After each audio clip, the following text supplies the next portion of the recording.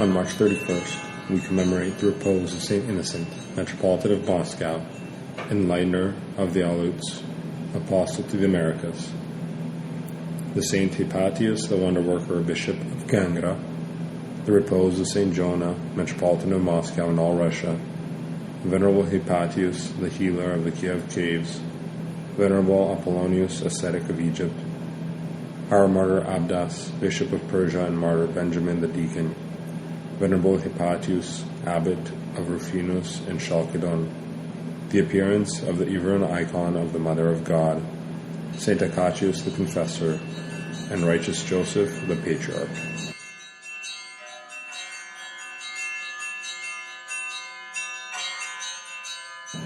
Saint Innocent Veniaminov, Metropolitan of Moscow and Kolomensk, August 26, 1797 to March 31, 1879, was glorified by the Russian Orthodox Church on October 6, 1977. He was born in the village of Agninsk in the Irkutsk diocese. The Apostle of America and Siberia proclaimed the gospel even to the ends of the earth in the Aleutian Islands from 1823. In the 6 dialects of the local tribes on the island of Sitka from 1834, among the Kolosh or Tlingit, in the remotest settlements of the extensive Kamchatka diocese from 1853, among the Koryak, Chukche, Tungus, and the Yakutsk region from 1853, and North America in 1857 in the Amur and the Ussurisk region from 1860. Having spent a large part of his life in journeys, St. Innocent translated a catechism and the gospel into the Aleut language. In 1833, he wrote in this language one of the finest works of Orthodox missionary activity, Indication of the Way to the Kingdom of Heaven. In 1859, the Yakut first heard the Word of God and divine services in their native language. Twice, in 1860 and 1861, St. Innocent met with St. Nicholas the Apostle to Japan, commemorated on February 3rd, sharing with him his spiritual experience. A remarkable preacher, St. Innocent said, "Whoever abounds in faith and love can have mouth and wisdom, and the heart cannot resist their serving it." Having begun his apostolic work as a parish priest, St. Innocent completed it as Metropolitan of Moscow. On January 5th, 1868 to March 31st, 1879, he obeyed the will of God all his life, and he left behind a theme for the sermon to be preached at his funeral. The steps of a man are rightly ordered by the Lord. Psalm 36, verse 23. St. Innocent is also commemorated on October 5th, the synaxis of the Moscow hierarchs, and on October 6th, his glorification. Saint Hypatius, Bishop of Gangra, was Bishop of the city of Gangra in Paphlagonia in Asia Minor. In the year 325, he participated in the First Ecumenical Council at Nicaea, at which the heresy of Arius was anathematized. When St. Hypatius was returning in 326 from Constantinople to Gangra, followers of the schismatics Novatus and Felicissimus fell upon him in a desolate place.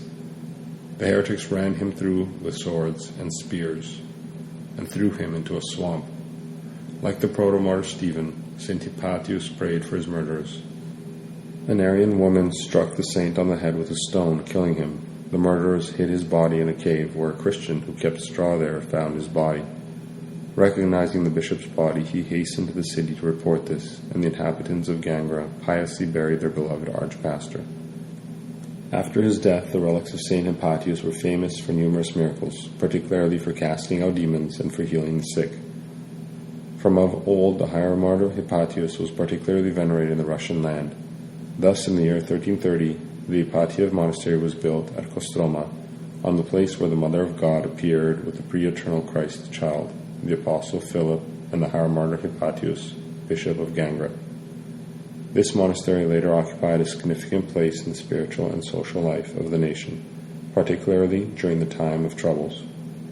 The ancient copies of the life of the higher martyr Hypatius were widely distributed in Russian literature, and one of these was incorporated into the Reading Menaion of Metropolitan Macarius, 1542 to 1564. In this life, there's an account of the appearance of the Savior to St. Hypatius on the eve of the martyr's death. The entry for the saint's feast consists of his life, some prayers, and words of praise and instruction. The pious veneration of Saint Hypatius was also expressed in Russian liturgical compositions. During the 19th century, a new service was written for the higher martyr Hypatius, distinct from the services written by Saint Joseph the Studite, contained in the March Menaion. Saint Jonah, Metropolitan of Moscow and Wonderworker of all Russia, was born in the city of Galich into a pious Christian family. The father of the future saint was named Theodore. The youth received monastic tonsure in one of the Galich monasteries when he was only 12 years old. From there he transferred to the Moscow Simonov Monastery, where he fulfilled various obediences for many years. Once, St. Photius, Metropolitan of Moscow, commemorated on May 27th and July 2nd, visited the Simonov Monastery. After the Mohiban, he blessed the Archimandrite and brethren, and also wished to bless those monks who were fulfilling their obediences in the monastery. When he came to the bakery, he saw St. Jonah sleeping, exhausted from his work. The fingers of the saint's right hand were positioned in a gesture of blessing. St. Photius said not to wake him. He blessed the sleeping monk and predicted to those present that this monk would be a great hierarch of the Russian Church and would guide many on the way to salvation.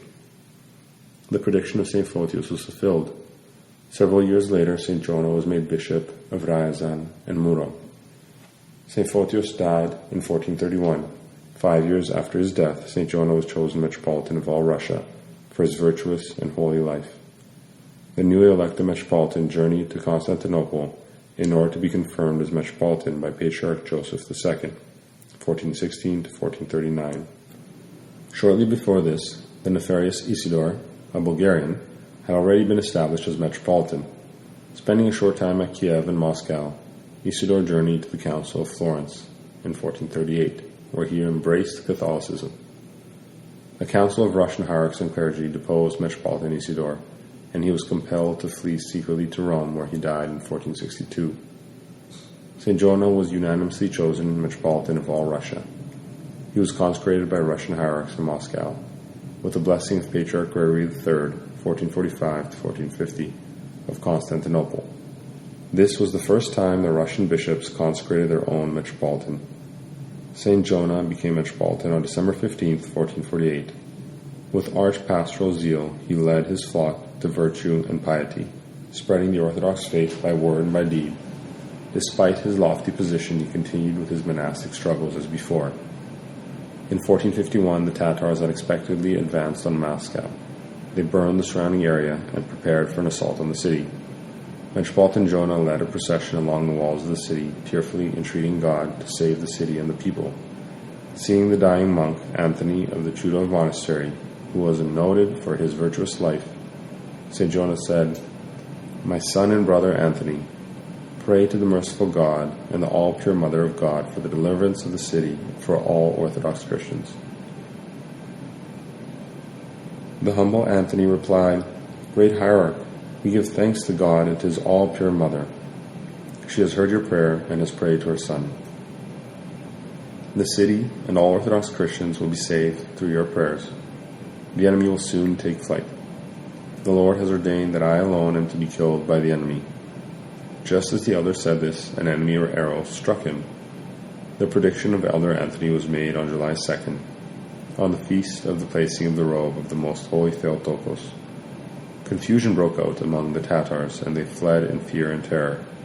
In his courtyard, St. Jonah built a church in honor of the placing of the robe of the Most Holy Theotokos, to commemorate the deliverance of Moscow from the enemy. St. Jonah reposed in the year 1461, and miraculous healings began to take place at his grave. In 1472, the incorrupt relics of Metropolitan Jonah were uncovered and placed in the Dormition Cathedral of the Kremlin. The transfer of the holy relics is celebrated on May 27th. A council of the Russian Church in 1547 established the commemoration of St. Jonah, Metropolitan of Moscow. In 1596, Patriarch Lyub added St. Jonah to the Synaxis of the Moscow hierarchs, commemorated on October 5th. St. Hypatius, the healer of the caves, attained glory through his severe fasting and prayerful vigilance. By night he stood at prayer, slept very little, and ate only bread and water. St. Hypatius devoted himself entirely to the service of the sick and received from God the gift of healing. Those sick with various illnesses often hasten to his prayerful intercession. The memory of St. Hypatius is celebrated also on August 28th on the synaxis of the saints of the far caves. St. Apollonius, when he was a 15-year-old youth, withdrew into the inner Thebaid desert, Lower Egypt, where he spent 40 years in monastic struggles. Directed by God, he founded a monastery near Hermopolis, where eventually about 500 monks gathered. St. Apollonius was strict in fasting. Only on Sundays did he eat cooked food, and on other days he ate wild plants. All the monks followed the example of St. Apollonius, engaging in spiritual struggles at the monastery. The holy ascetic died in the 4th century. St. Aleuts was bishop of Beth Chasar in Persia. He destroyed a temple of the fire worshippers and was brought to trial before the Persian Emperor Isdigerd, 401-402, who ordered the saint to rebuild the temple. When Bishop Aleuts refused, the emperor ordered soldiers to destroy all the Christian churches, persecute the Christians, and to torture them. St. Aleuts was the first to be martyred. He was beheaded after lengthy tortures. After 30 days, the other martyrs were also executed. Among them was the deacon Benjamin, who suffered particularly cruel torments. They stuck sharp needles under his nails and impaled him on a spear. The higher martyrs died in the old Persian city of Susa. St. Hypatius, Igumen of Rufinus in Chalcedon, was born in Phrygia in Asia Minor into the family of a lawyer, and he received a fine education. Once, when he was 18 years old, his father punished him, after which the youth left home and went to Thrace in the Balkans. There he herded cattle for a time, and then he lived with a priest who taught him how to chant the Psalms. Soon, the chosen one of God was tonsured in one of the monasteries. Struggling against the temptations of the flesh, the holy ascetic spent 50 days in a strict fast. One night, with the blessing of the igumen, he drank some wine and ate some bread in the presence of the brethren, and was healed of his passions. In search of a new place for ascetic struggles, St. Hypatius settled with 2 other monks in the neglected Rufinus monastery near Chalcedon in Asia Minor. The monastery was rebuilt, and soon many monks gathered about the holy ascetic, and the monastery began to flourish spiritually once more. At the age of 40, St. Hypatius was chosen igumen, and he guided the monastery for 40 years. Many monks, imitating their guide, attained spiritual perfection. For his strict ascetic life and love for others, St. Hypatius was granted the gifts of wonder-working and healing by the Lord. Through his holy prayers, bread was multiplied at the monastery. Those afflicted with demons, and the blind, the withered, and the hemorrhaging came to the monastery and were healed. St. Hypatius reposed in 446 at 80 years of age. On the eve of his death, he predicted misfortunes to come, a devastating hailstorm, an earthquake, and Attila the Hun's invasion of Thrace. The Everon icon of the Mother of God, which is preserved on Mount Athos, was kept in the home of a certain pious widow who lived near Nicaea. During the time of the Emperor Theophilus, the iconoclasts came to the house of this Christian, and one of the soldiers struck the image of the Mother of God with a spear. Blood flowed from the place where it was struck. The widow, fearing its destruction, promised the imperial soldiers money and implored them not to touch the icon until morning. When the soldiers departed, the woman and her son, later an Athonite monk, sent the holy icon away upon the sea to preserve it. The icon, standing upright upon the water, floated to Athos. For several days the Athonite monks had seen a fiery pillar on the sea rising up to the heavens. They came down to the shore and found the holy image standing upon the waters. After a moment of thanksgiving, a pious monk of the Everon monastery, St. Gabriel, commemorated on July 12th, had a dream in which the Mother of God appeared to him and gave him instructions. So he walked across the water, and taking up the holy icon, he placed it in the church. On the following day, however, the icon was found not within the church, but on the gates of the monastery. This was repeated several times until the Most Holy Theotokos revealed to St. Gabriel her will, saying that she did not want the icon to be guarded by the monks, but rather she intended to be their protectress. After this, the icon was installed on the monastery gates.